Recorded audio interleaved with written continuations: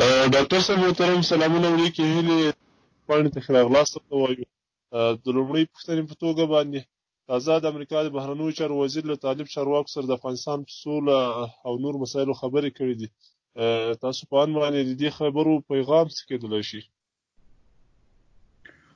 نو بسم الله الرحمن الرحیم. د امریکا خارجه وزیر خو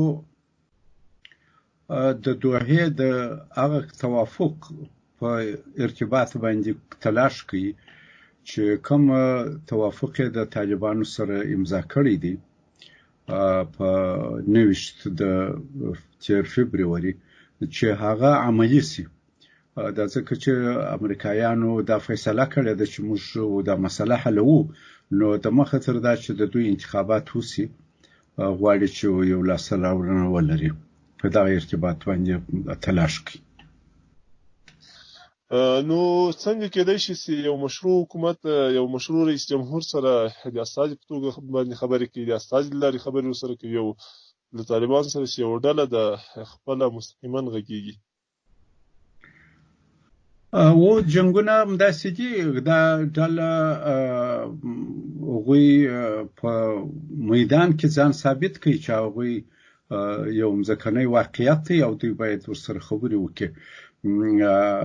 هغوی اوس د یو داسې واقعیت سره مخ دي چې بغیر د دې چې د طالبانو سره خبرې وکړي مشکل نشي حلولی. دا خو د تقریبا 19 کالو د جنگ خبره ده.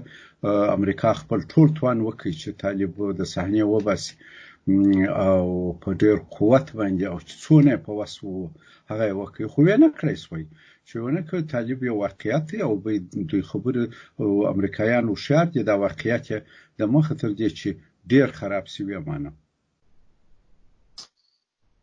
بله ډاکټر صاحب محترم، په دې وروستیو کې نیویارک ټایمز ورځپاڼې د نامعلومو سرچینو په حواله باندې د روسیې او طالبانو ترمنځ د اړیکو د امریکایي سرتیرو وژلو په سر باندې د جایزې ښودلو خبر خپور کړ.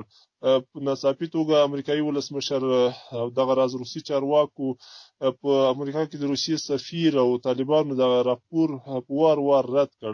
د دې راپور سرچینې څه کېدلی شي او پیغام یې څه کېدلی شي؟ دا خو استخباراتي خبرې دي، یعنې په هغه دې باندې خو زموږ معلومات نشته. دا ځکه چې پر استخباراتي خبرو باندې چې ریپورټونو باندې چې هغه څوک ترسي نه ورته لري، نو هغه باندې خو څوک خبر نشي کولی، ځکه زه ډېر څه نشم پر ویلی. مګر خامخا دوی دغه لري معلومات به لري، هغه به دوی تحقیق پکښې کړي یا به کوي او یا به دا پروپاګند وي خواهد حریف ملامت کړي. هر شی چې دی یعنې هغه دا استخباراتي مسایل دي او تاریخ به ثابتوي چې دا څنګه و. نو فکر کوئ چې بیا هم د نیویارک ټایمز ورځپاڼې راپور څه حقیقت ته ورنږدې ده او که څنګه؟ نو سړی نه پوهېږي، دا ځکه چې راپورونه خو دا خلک استخباراتي لاسونه یې اوږده دي، کېدای شي واقعیت ولري، لیکن زه د تایید رد خبره دواړه ځکه نشم کولی چې زه هغو ته دسترسي نه لرم. مننه کوم ډاکټر صاحب محترم.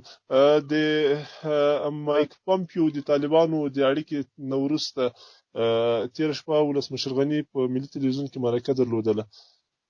د نورو خبرونو ترڅنګ یې راتلونکې اونۍ د بین الافغاني خبرو د پیل لپاره هم وټاکله. نو آیا دغه ژمنه به وروستۍ وي که د نورو ژمنو په څېر باندې به وي او څومره تړاو لري د پامپیو د خبرو سره، پامپیو د طالبانو د اړیکې سره؟ په دې کې هیڅ شک نشته چې کابل حکومت باندې د امریکا فشار دی چې دا خبرې باید مخته ولاړ شي او کابل حکومت هم ډېر مجبوریتونه لري ځکه چې پر امریکا ډېر متکی دی. نو بدون شک د پامپیو د خبرو سره او د فشار سره رابطه ده او خلیلزاد هم په سیمه کې هغه دی ګرځي او دغه کار دپاره زمینه مساعد دی. دا یو اړخ دی. دوهم اړخ دا دی چې هغه یوه هفته وټاکله، دا ښه ښکار یې وکړي، که اوسي خو ډېر ښه دی، مګر دا باید څو میاشتې مخکې سوی وای، دا ځکه چې هغه وخت چې په دوحه کې قرارداد وسو نو په هغه کې خو ویل سوي وو چې په 10 ورځې کې به دا خبرې شروع کېږي او باید په 10 ورځې کې شروع سوي وای. ویل سوي وه چې 600 بندیان به یې کېږي، 15,000 بندیان، 15,000 کابل حکومت او 1000 طالبان یې لکوي. نو ای کاش کې دغه سوي وای. او اشرف غني بار دا خبره کړې ده چې د طالبانو سره د امریکا مذاکرات په هر قدم کې ما سره مشوره شوې ده. نو چې په هر قدم کې مشوره شوې، نو په دې د بندیانو په مورید کې خو حتمي ورسره شوې وه، ځکه هغوی هلته فیصله وکړه. نو بیا دا پکار وه چې دا په هماغه وخت کې ایله سوي وای، او دا دغه وخت چې دا څو میاشتې وسوې د خونریزۍ څه به جلوګیري شوې وای، او تر اوسه پورې به په مذاکراتو کې هم به د اوربند مسله شوې وای، هم به د مذاکرات تر یو حده مخته تللي وای. نو فکر کوئ چې خنډ افغان حکومت رامنځته کړی د بندیانو خلاصون کې؟ اجالتا خو همدغه ښکاري چې که دوی دا بندیان یې لکړي وای، نو بیا به خو طالب ته څه بهانه پاته نه وای، بیا به توپ د بال به د طالب په خوا کې وای، هغوی ته به د ملامتیا ګوته وای. اوس خو ټوله ګوته دوی ته نیول کېږي، یعنې دا 15,000 خو به خامخا یې لکوي. نو تر دغه چې وختي یې لکړي وای دا بهتره وه، چې نن دونه ورېلاکي، سبا دونه ورېلاکي، او بیا ورته وایي راسره کښېنه، هغه بیا نه کښېني، بیا څنګه کړي؟ زه وایم چې دا مسله خو دوی خو ویلي دي چې دا خبرې زموږ سره په تفاهم امریکایانو د طالبانو سره کړي دي، زموږ په هر قدم کې مشوره شوې ده. بیا چې داسې وه، نو بیا باید دا عملي شوي وای. کابل کې د ناټو سفیر، ملکی سفیر هغه سټیفان په نامه باندې هغه یادونه وکړه چې ځینې طالب چارواکي، ځینې طالب بندیان دي چې د سترو بریدونو کې لاس لري، باید خوشي نشي. نو فکر نه کوئ چې بهراني کړۍ هم دا نه غواړي او دا ارګ ملا هغوی وتړله؟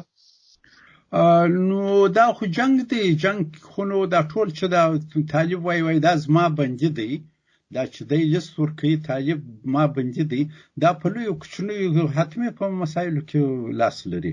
یعنې دا خو جنگ دی، په جنگ کې چې تا ته موافقه دې کړې چې زه به ستا بندیان درې لکوم، نو بیا خو هغه بندیان په جنگ کې لاس دی.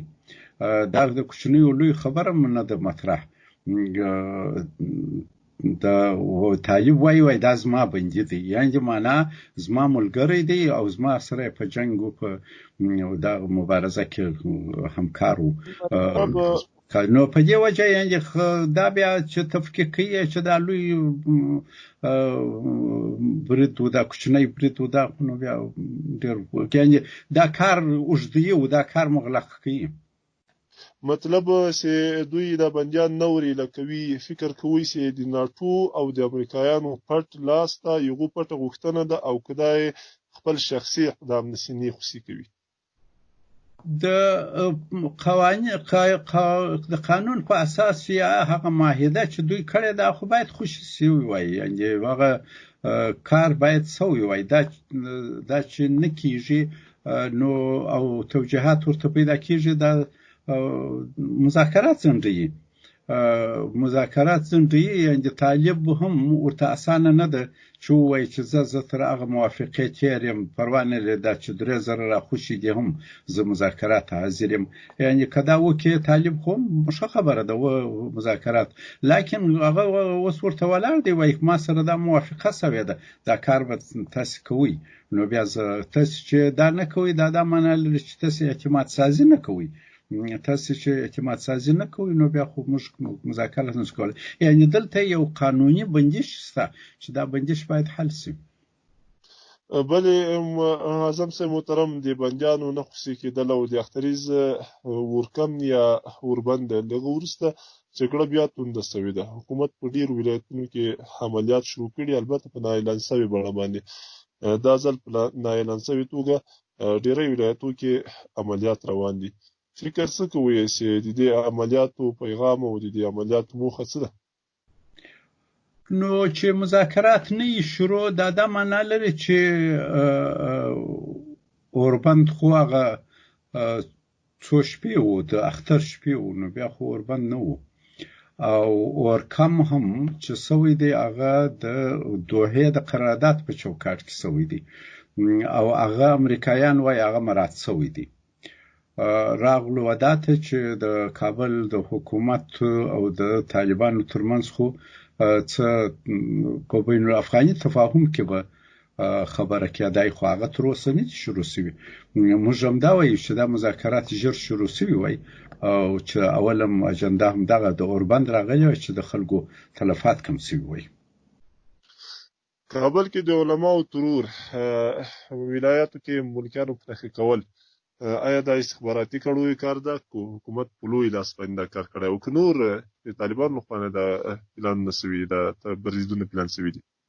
اوس خو چې حالات ډېر نازک پړاو ته داخليږي او د یو جوړجاړي خواته توقع ده چې وسی دا ډېره حساسه مرحله ده. دا دومره حساسه ده چې په دې کې هر طرف کوشش کوي چې برلاسي سي او کوشش کوي چې په لاس راوړي او داسې کسان چې هغه یو لږ موقف قوي ونیسي او درسته خبره وکړي نو بیا پر هغه طرف باندې چې ځان خوش بولي هغه د دغو تحمل ډېر کم وي.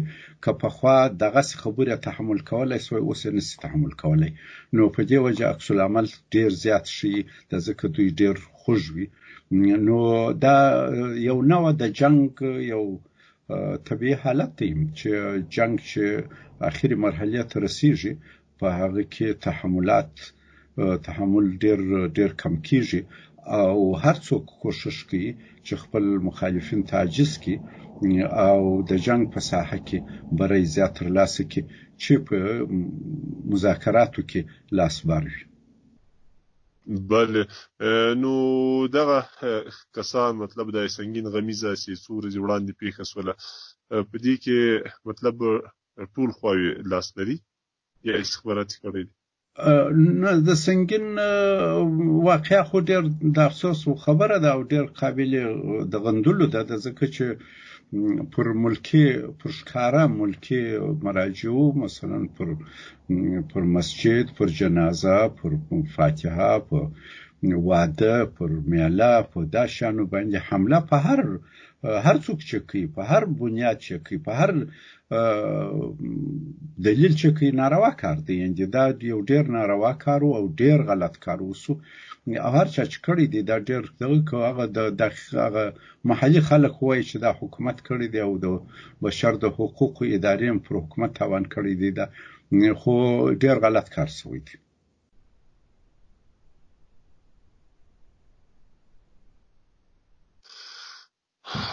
محترم ډاکټر صاحب حکمتیار وړمه ورځ خپل وینا کې وویل تر څو چې حکومت ورسره شوي ژمنې نه وي عملي کړي دی د سولې پروسه کې د حکومت تر چتر لاندې مطلب نه راځي.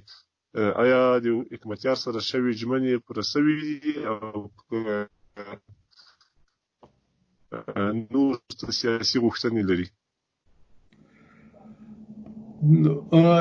حکمتیار صاحب سره خو حکومت بدون شک څه معاهده کړې ده او په هغه کې څه تعهدات کړي دي. حکمتیار بار دا خبره کړې ده چې زما سره هغه د حزب سره چې کوم تعهدات دولت کړي دي هغه نه دي عملي سوي. نو هغه اوس وایي چې زما سره د تعهدات نه دي عملي کړي نو بیا زه ستا تر چتر لاندې ولې زه واوسېږم یا سولې مذاکراتو ته ولاړ شم. زه بیا خپل مستقل په دې مذاکراتو کې خپله برخه غواړم. یعنې هغه باید حکومت باید دغه مسله د حکمتیار سره سپینه کړي او ښه کار حکومت ته دا دی چې د حکمتیار سره دا معامله یو طرفه کړي او دولت من حیث کل دا یو ګروپ وي دا چې د دولت تر چوکاټ د باندې نور خلک وي دا د دولت په ګټه نه ده. نو فکر کوئ ولې نه وروستۍ کوي؟ حکمتیار خو 2 کاله وړاندې دلته کابل ته راغی او دغه راز دولت سره یو ځای دفتر یې ورکړ امکانات یې ورکړل ولې بندیان نه خوشي کېږي ولې سیاسي اپوزیسیون په څېر لکه جمعیت اسلامي په څېر باندې نه ورته کتل کېږي؟ نو هغه خو د دوی دا جواب خو باید دوی ووایي. نو زه خو نه د دولت نمایندګي خبره ده چې لکه د دولت په ډیرو شیانو کې چې مشکلات دي مختلف قواوی دي، مختلف خلک دي، مختلف نظرونه دي. د حکمتیار په مورد کې په دولت کې ټول خلک نو یو فکر نه دي، او شاید چې هغه اثر وي چې دغه یا فشار وي یا دغه مسائل مطرح وي چې د سره د ژمنې نه دي عملي شوي. لکن دا پکار ده چې حکومت د حکمتیار سره یو لار یوسي او دوی خپل صف واحد کی په مذاکراتو کې. دا د طالبانو په ګټه ده، ځکه چې متشدد خلکو سره خبرې د هیچا په ګټه نه دي. د جمعیت اسلامي یادونه مو وکړله.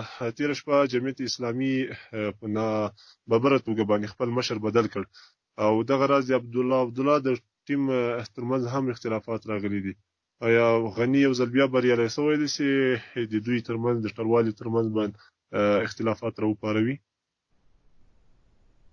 نه، زه ګومان ډېر نه کوم چې دا د بریالیتوب خبره ده، ځکه چې غني چندانې داسې ډېر قوي ټیم نه لري چې د دې څخه استفاده وکړي.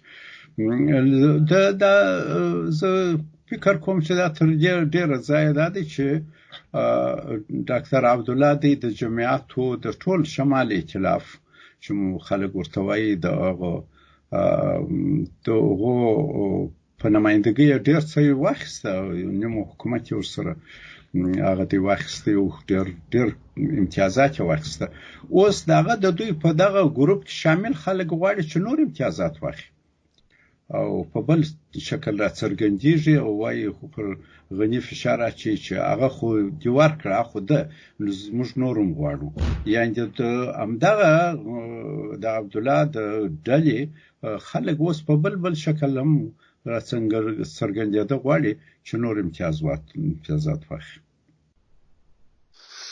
بهرني اړخ ته ورځو. د حکومت په تېره بیا د اوسني ګډ نظام به ورته ووایو، بهرنی سیاست څنګه ارزوي؟ د چا بهرنی سیاست؟ د کابل حکومت، د اشرف غني او د عبدالله ګډ حکومت. نو بهرنی سیاست خو تر ډېره حده د امریکې د پالیسیو تابع دی.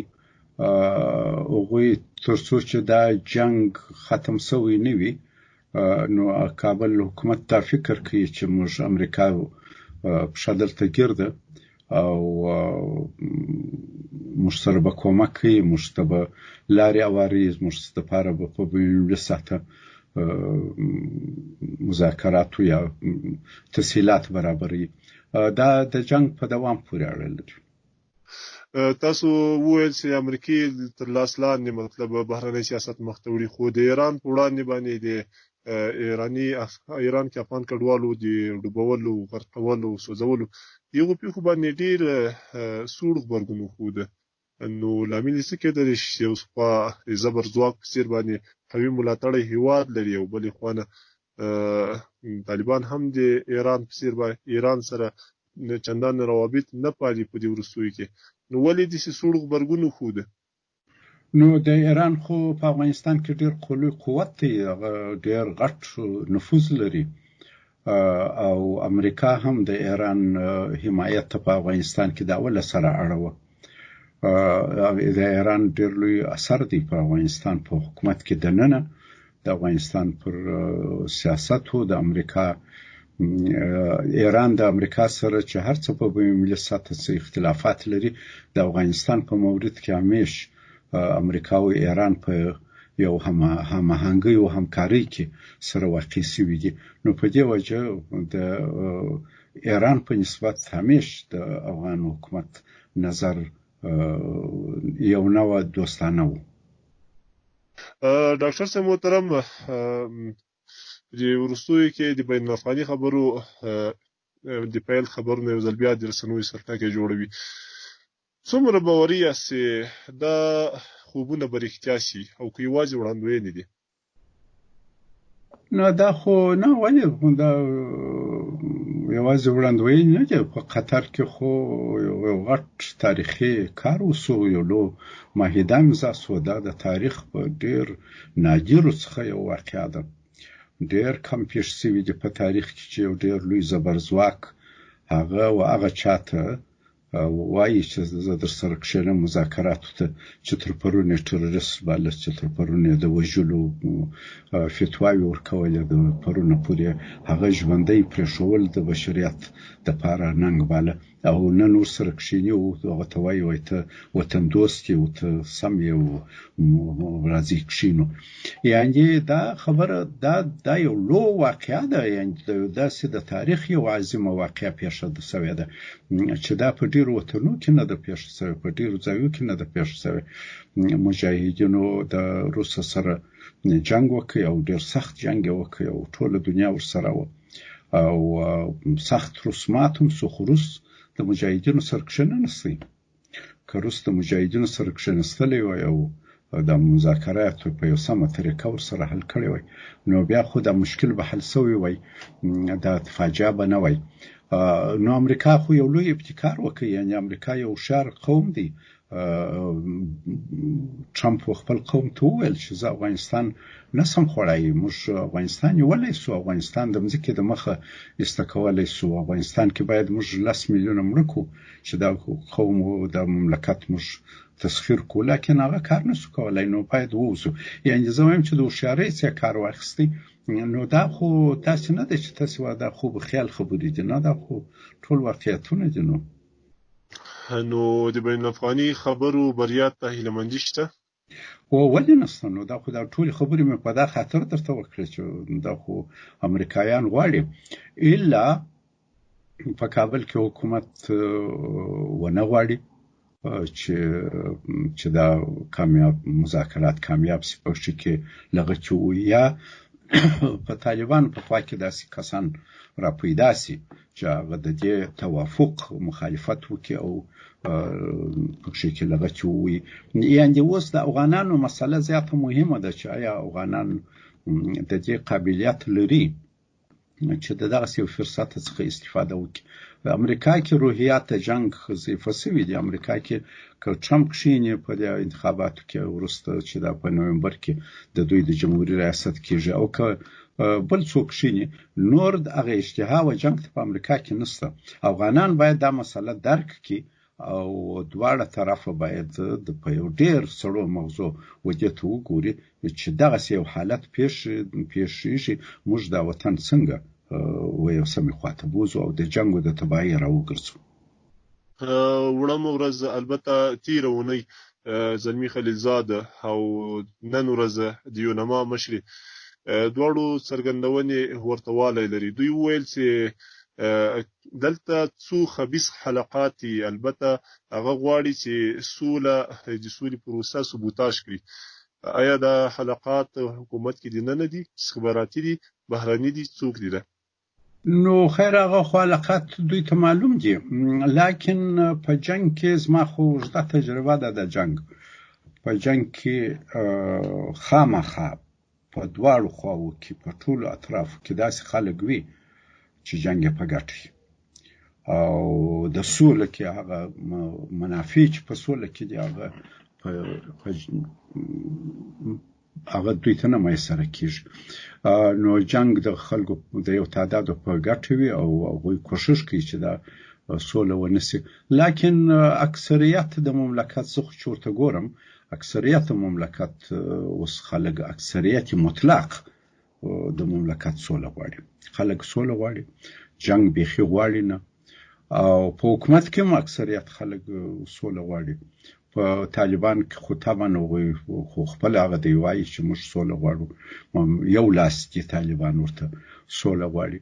په امسایه‌ګانو کې هم دا جنګ ډېر اوږد سو او امسایه که امریکا پښه وباسي، نو زه هغه خطر د ډېر لوی جنګ چې په د کمونیستانو د سقوط څخه سو، زه هغه ډېر نه پیشبیني کوم، شاید ډېر کمه موده وي، ځکه چې د دغسې عظیم جنګ غټ جنګ طاقت زموږ همسایه‌ګان نه لري، هېڅ اقتصادي توان نه لري.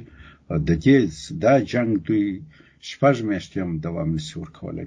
په دې ملک کې به خامخا سوله راځي. زه فکر کوم چې سوله د دې په عوض کې چې په مزیده تباهي په نوره تباهي راځي، دا په کار ده چې افغانان خپل دغه تجربې شریک کړي د ځانو سره او مخ ته کېږدي او د دغه فرصت څخه یو ډیره سمه معقوله استفاده وکړي. له امریکایانو سره توافقنامه کې د اسلامي نظام اسلامي حکومت یادونه شوې ده.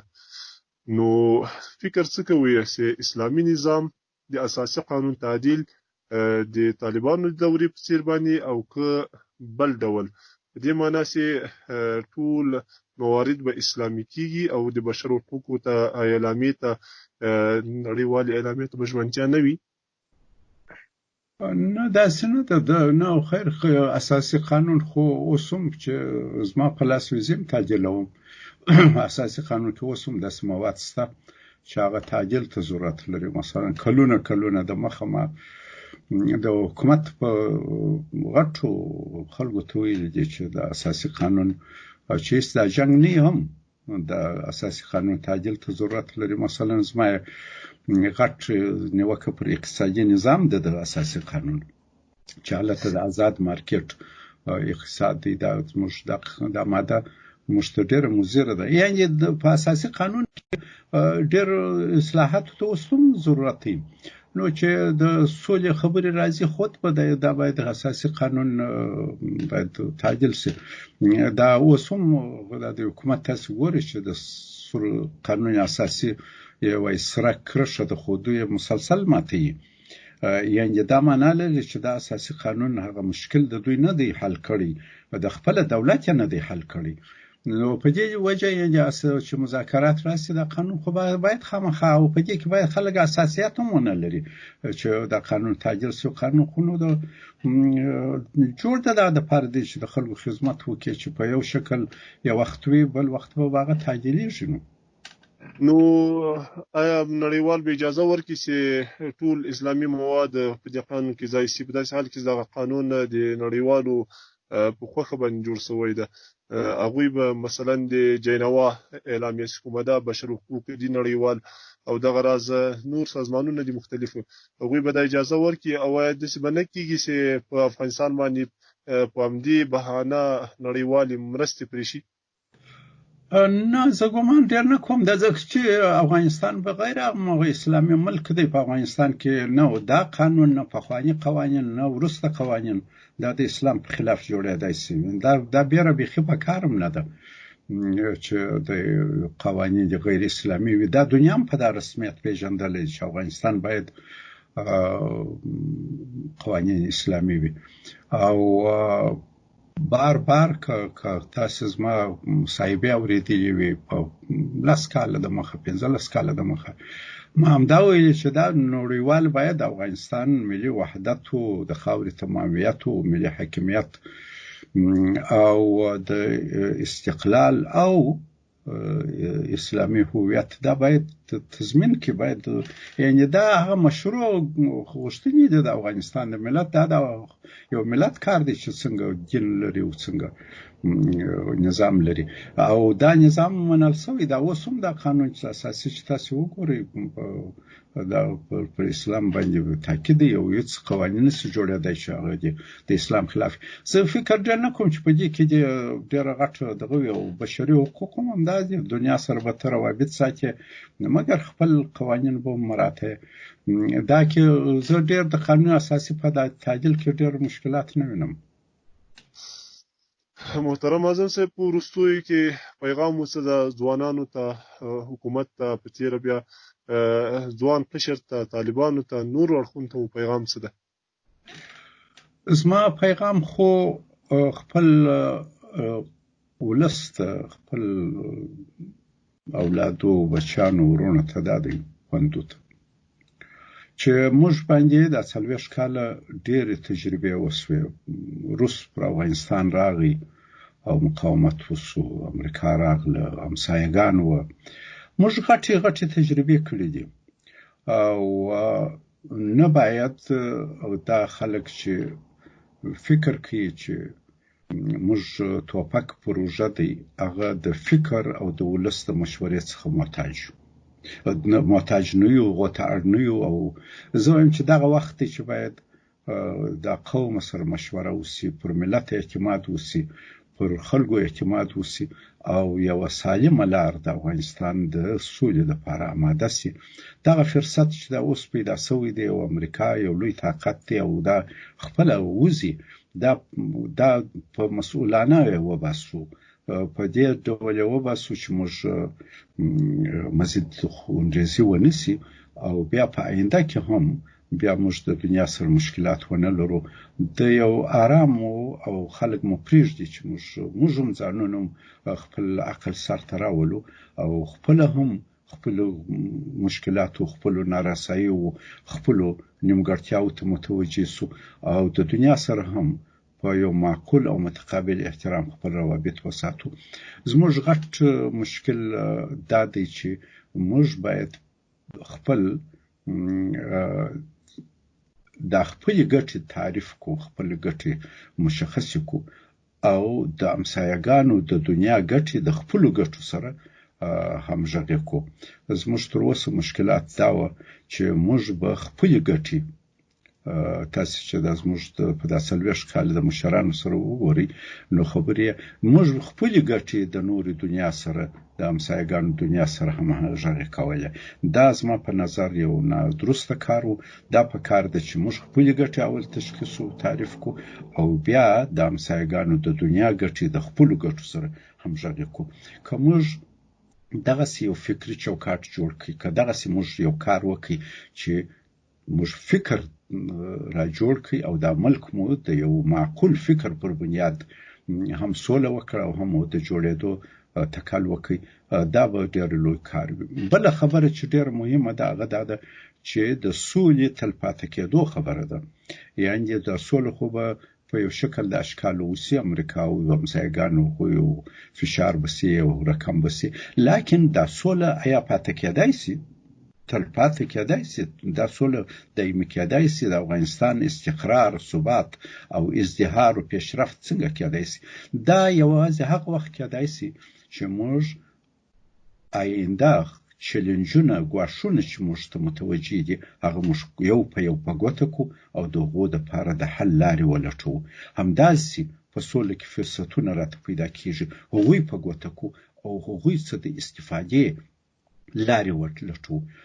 موږ په خپل هغه ټولنه او بنسټ کې چې موږ لرو په دې باندې موږ تر یو حده کار هم کړی دی. که څوک یې راڅه وغواړي موږ ورسره شریکوو. یعنې دا مسله هم سوله مهمه ده چې دا مذاکرات کامیاب سي او هم د سولې پایښت مهم دی چې دا پایدار سي او ملک د استقرار، ثبات او د پیشرفت خواته ولاړ سي او د دې لپاره یو جدي کار پکار دی. خیر اوسئ. ډېره مننه. ډېره زیاته مننه محترم اعظم صاحب. له ډېرو مشکلاتو سره مو موږ ته وخت راکړ. خدای پاک مو اجرونه نصیب کړي. ډېره زیاته مننه. په مخه مو ښه سم. خیر اوسئ.